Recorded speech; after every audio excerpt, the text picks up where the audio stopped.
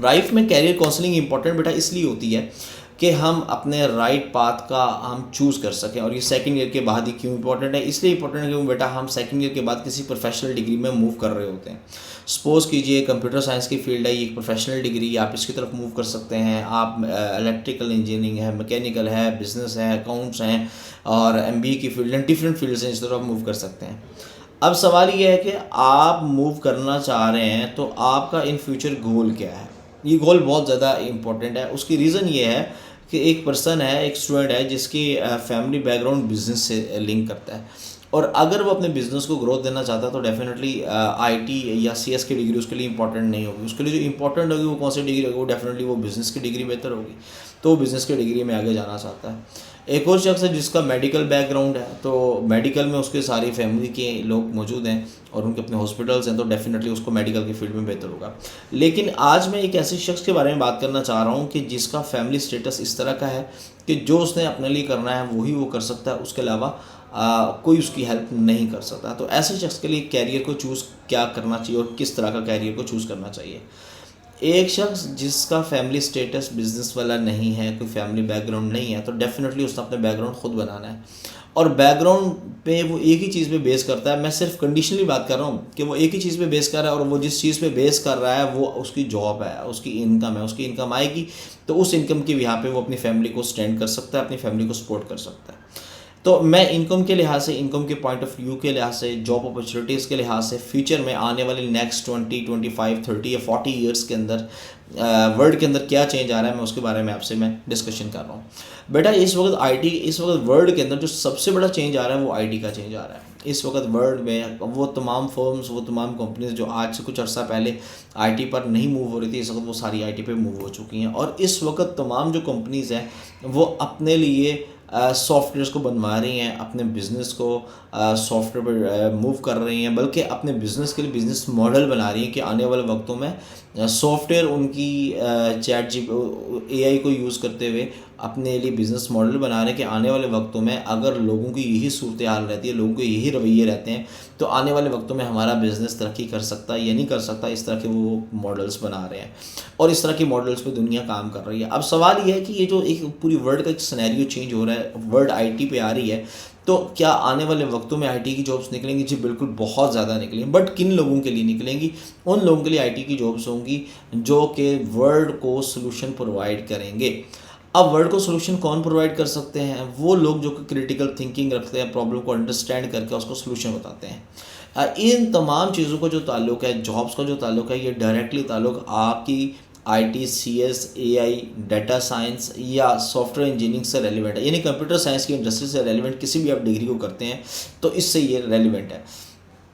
अगर मैं प्योरली पाकिस्तान की या मैं लाहौर की अगर मैं बात करूं, या मैं अपने लाहौर सिटी और इसके रहने वाले स्टूडेंट्स से रेलिवेंट अगर मैं डिस्कशन करूं या बात करूं, तो बेटा उसमें ये चीज़ बहुत इंपॉर्टेंट है कि लाहौर में रहने वाले जो स्टूडेंट है उसने अपना स्टेटस को देखना है। और उस स्टेटस के अंदर इम्पॉर्टेंट चीज़ ये है कि क्या उसका फैमिली बैकग्राउंड किस तरह से है, वो कहाँ की फीसिस वो अफोर्ड कर सकता है। डेफिनेटली 3-4 बहन भाई पढ़ रहे हैं तो फादर किस हद तक उसकी फ़ी को पे कर सकते हैं या सपोर्ट कर सकते हैं। बेटा ये बहुत इंपॉर्टेंट चीज़ होती है।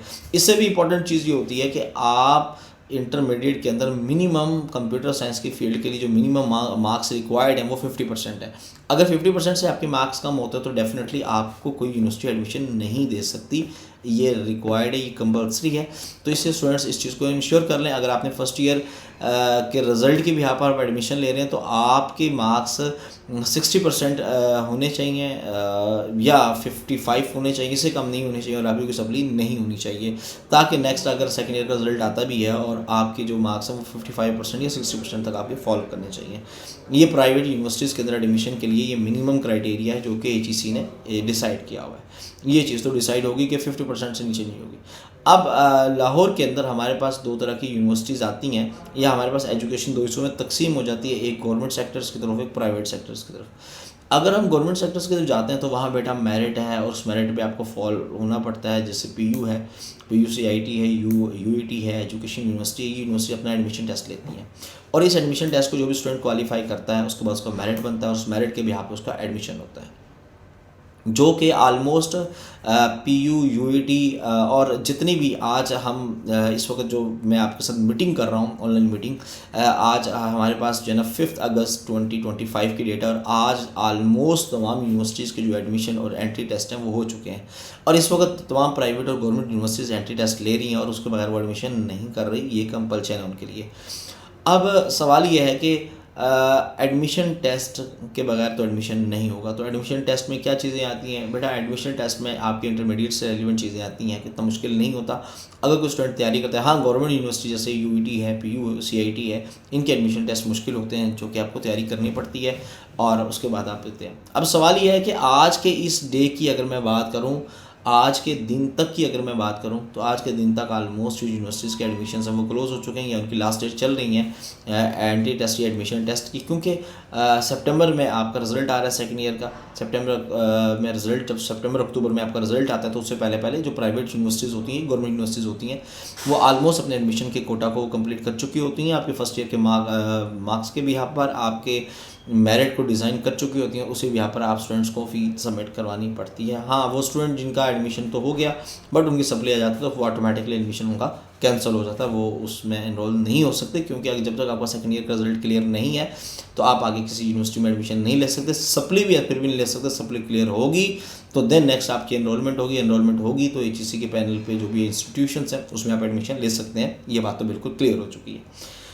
अब स्टूडेंट्स, इसमें एक चीज़ और है कि अब हमारे पास स्टडी दो हिस्सों में डिवाइड हुई थी, 2 पार्ट्स में डिवाइड हुई थी। एक पार्ट गवर्नमेंट सेक्टर का था, एक प्राइवेट सेक्टर का था। प्राइवेट सेक्टर्स के अंदर एडमिशन चल रहे हैं और ऑलमोस्ट चलते रहते हैं। और कब तक चलते रहते हैं बेटा? आपके सेकेंड ईयर के रिजल्ट के बाद तक चलते रहते हैं एडमिशन। लाहौर की ऑलमोस्ट जितनी भी यूनिवर्सिटीज़ हैं उनमें चलती रहते हैं। हाँ, कुछ यूनिवर्सिटीज़ हैं जैसे यूनिवर्सिटी ऑफ लाहौर या बाकी यूनिवर्सिटीज़ जो हैं, कुछ यूनिवर्सिटीज़ अपना जो उनके पास जितनी सीट्स होती हैं उन सीट्स पर वो अपना एंट्री टेस्ट लेकर फर्स्ट ईयर के मार्क्स के भी यहाँ पर स्टूडेंट्स की एडमिशन वो कर लेते हैं, तो उनके जो एडमिशन्स हैं वो क्लोज भी हो जाते हैं ये भी यूनिवर्सिटीज़ में। लेकिन मोस्टली जितनी प्राइवेट यूनिवर्सिटीज़ हैं वो टिल सेकेंड ईयर रिजल्ट तक वेट करते हैं और तब तक वो एडमिशन्स करते रहते हैं और उसके बाद जो है वो क्लासेस को स्टार्ट करते हैं। ये चीज़ तो होगी। अब सवाल ये है कि वो स्टूडेंट्स जिन्होंने ना गवर्नमेंट में अप्लाई किया ना प्राइवेट में अप्लाई किया, वो क्या कर सकते हैं? प्राइवेट के लिए अगर वो प्राइवेट की फ़ी को अफोर्ड कर सकते हैं तो डेफिनेटली उनको प्राइवेट यूनिवर्सिटी में एडमिशन लेना चाहिए। और ये बात में क्वेश्चन का मैं जवाब दूंगा कि प्राइवेट यूनिवर्सिटीज़ में अच्छी यूनिवर्सिटीज़ कौन सी आती हैं।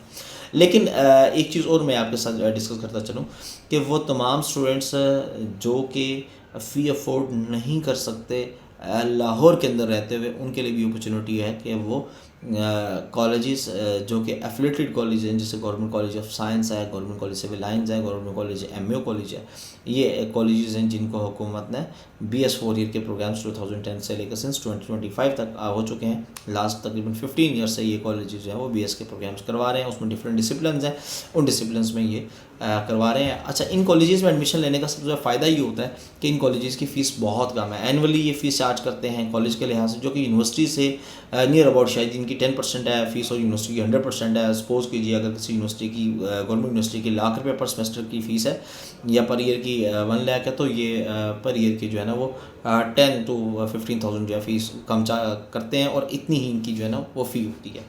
ये चीज़ तो क्लियर होगी। तो अगर आपके पास फ़ी नहीं है, आप एडमिशन लेना चाह रहे हैं, तो आपके लिए जो सूटेबल इंस्टीट्यूशंस हैं वो ये है कि आपके मार्क्स अच्छे होने चाहिए। आप फिर जो है ना वो इन एफिलेटेड कॉलेजेस में अप्लाई कर सकते हैं। ये चीज़ें क्लियर होगी। अच्छा बेटा, उसके बाद फिर हमारे पास सेकेंड ईयर के अंदर एक कैटेगरी ये भी आती है कि सर मेरा तो सेकेंड ईयर हो चुका है लेकिन घर वाले पढ़ा नहीं रहे, तो मैंने खुद जॉब करके पढ़ना है। तो ये भी एक सिचुएशन हमारे पास सेकंड ईयर में आती है। तो बेटा इस सिचुएशन के अंदर डेफिनेटली आपने पढ़ना है बेटा, पढ़ाई को नहीं छोड़ना। अब आपके पास 2 थिंग्स हैं। एक तो ये कि आप पढ़ाई को ना छोड़ें, दूसरा ये कि घर वाले अगर सपोर्ट नहीं कर रहे तो फिर उस सूरत के अंदर आप कोई टेक्निकल काम सीख लें, जो टेक्निकल जॉब आपके लिए आगे हेल्पफुल हो।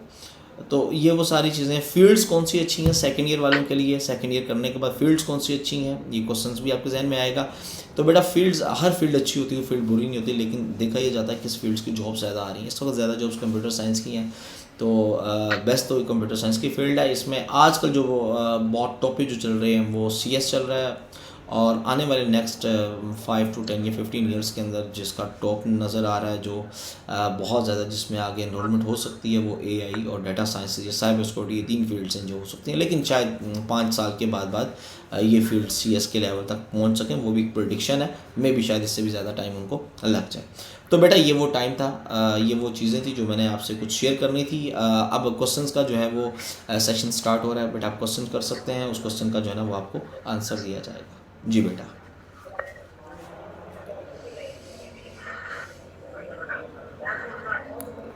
प्राइवेट में कौन सी बेस्ट यूनिवर्सिटी, वो तो बताएं ज़रा। जी बेटा, प्राइवेट में बेस्ट यूनिवर्सिटीज़, उसमें बेटा प्राइवेट के अंदर अगर हम प्राइवेट यूनिवर्सिटीज़ के अंदर हम देखते हैं ना, तो प्राइवेट यूनिवर्सिटीज़ में बेटा लाहौर के अंदर या पाकिस्तान में ओवरऑल जिस यूनिवर्सिटी का बहुत अच्छा नाम है बेटा लम्स है, लेकिन उसकी फ़ीस बेटा बहुत ज़्यादा है। लम्स की अगर हम फ़ीस की बात करते हैं तो आप ये समझ लें कि बाकी यूनिवर्सिटीज़ जो उनसे जो है ना वो 50% या 40% चार्ज कर रहे हैं। सपोज़ कीजिए कि अगर आपकी बाहर की प्राइवेट यूनिवर्सिटी जो है वो आपकी अगर 2.5 लाख रुपए पर सेमेस्टर चार्ज कर रही है, तो आपकी जो लम्स है वो 5 या 5 से ज़्यादा ही चार्ज करती है। तो इस तरह से लम्स है। अच्छा, लम्स के बाद फिर हमारे पास कैटेगरीज आ जाते हैं। उन कैटेगरीज़ के अंदर हमारे पास लम्स फर्स्ट पे है, फिर उसके बाद फिर हमारे पास कॉमसेट आ जाती है, फिर फास्ट आ जाती है कंप्यूटर साइंस के लिहाज से। फिर उसके बाद जो है ना वो आपके पास यूनिवर्सिटी ऑफ लाहौर आ जाती है, UCP आ जाती है, फिर आप UMT आ जाती है। तो यूनिवर्सिटीज़ आ जाती हैं। इन यूनिवर्सिटीज़ के बाद फिर अगर हम रैंकिंग की बात करते हैं तो सुपीरियर यूनिवर्सिटी भी इनके करीब करीब है, लेकिन कुछ जो एजुकेशन सेक्टर्स में जॉब करने वाले लोग हैं या मार्केट की जो वैल्यू है उसके लिहाज से सुपीरियर यूनिवर्सिटी की शायद थोड़ी सी वैल्यू कम है। और उसके बाद फिर आपके पास बाकी यूनिवर्सिटीज़, मिनहाज यूनिवर्सिटी आ जाती है, NCB आ जाती है, फिर उसके बाद आपके पास बाकी जो है ना डिफरेंट कैटेगरीज़ की यूनिवर्सिटीज़ आ जाती हैं। तो ये वो यूनिवर्सिटीज़ है, लेकिन इनमें सबसे पहले स्टूडेंट्स मैं आपसे ये कहता हूँ यूनिवर्सिटी को लाजमी चूज़ करें। ये लाजमी देखें कि आपके पेरेंट्स कितनी फ़ी पे कर सकते हैं। जितनी फ़ी पे कर सकते हैं उस चीज़ को लाजमी माइंड में रखिए। सर जी, सुपीरियर यूनिवर्सिटी का क्या ख्याल है आपका? बेटा सुपीरियर यूनिवर्सिटी जो है ना मिनहाज से, NCBA से उसका जो है ना वो ऊपर है। आप सुपीरियर कॉलेज से पढ़े हुए हैं तो डेफिनेटली आपको 50% ऑफ देंगे, और वो 50% ऑफ देने के बाद भी जो है ना 7 to 8 लाख में आपको वो डिग्री मिल जाती है वहाँ से। यूनिवर्सिटी में एडमिशन ले लिया, उनका क्या सीन है फिर? बेटा यूनिवर्सिटी में एडमिशन ले लिया तो बहुत अच्छा किया है, क्योंकि बेटा सबसे ज़्यादा ऑफ उनको सुपीरियर यूनिवर्सिटी में ही मिलेगा। तो मेरा ख्याल ये कि अगर वो बच्चा सुपीरियर से पढ़ा तो उससे सुपीरियर यूनिवर्सिटी ज़्यादा सूट करती है। हाँ, अगर वो सुपीरियर यूनिवर्सिटी में नहीं जाना चाह रहा तो फिर बाकी यूनिवर्सिटी में वो जा सकता है, लेकिन सुपीरियर यूनिवर्सिटी बेस्ट इसलिए कि फ़ीस उसकी कम है और उसकी जो मार्केट वैल्यू है वो करीब करीब है। अगर मैं बात करूँ यूनिवर्सिटी ऑफ लाहौर की, UCP या UMT से करीब करीब है, पर मार्केट वैल्यू में थोड़ी सी उसकी वैल्यू कम है।